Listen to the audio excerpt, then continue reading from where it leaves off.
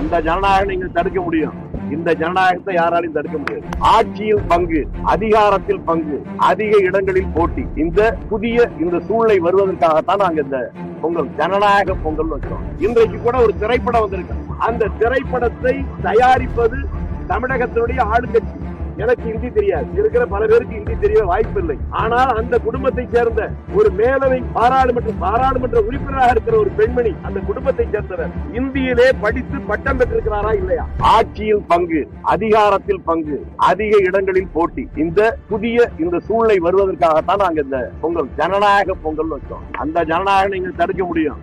இந்த ஜனநாயகத்தை யாராலையும் தடுக்க முடியாது.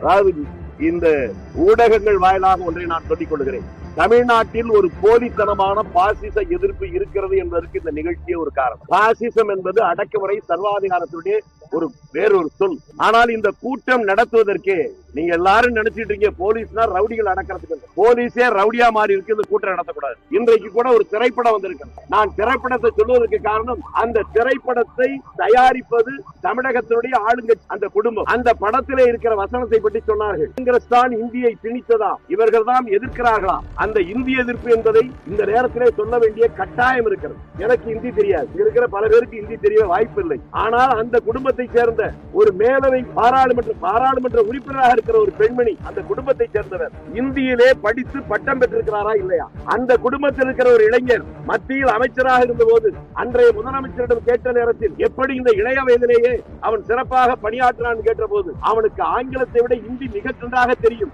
ஆகவே அவனுக்கு அங்கே மரியாதை இருக்கிறது சொன்னாரா இல்லையா? ஊரிலே இருக்கிறவன் எல்லாம் நீ அம்மா என்று அழைக்க முடியாது, மாதாஜி என்றுதான் அழைக்க வேண்டும், அப்பா என்று அழைக்க முடியாது, பிதாஜி என்றுதான் அழைக்க வேண்டும் என்று ஊருக்கு சொல்லிவிட்டு தன் வீட்டில் இருக்கிற பெண்களையும் பிள்ளைகளையும் எல்லாருக்கும் இந்தி கற்றுக் கொண்டிருக்கிறார்களே. நான் அவர்களை பகிரங்கமாக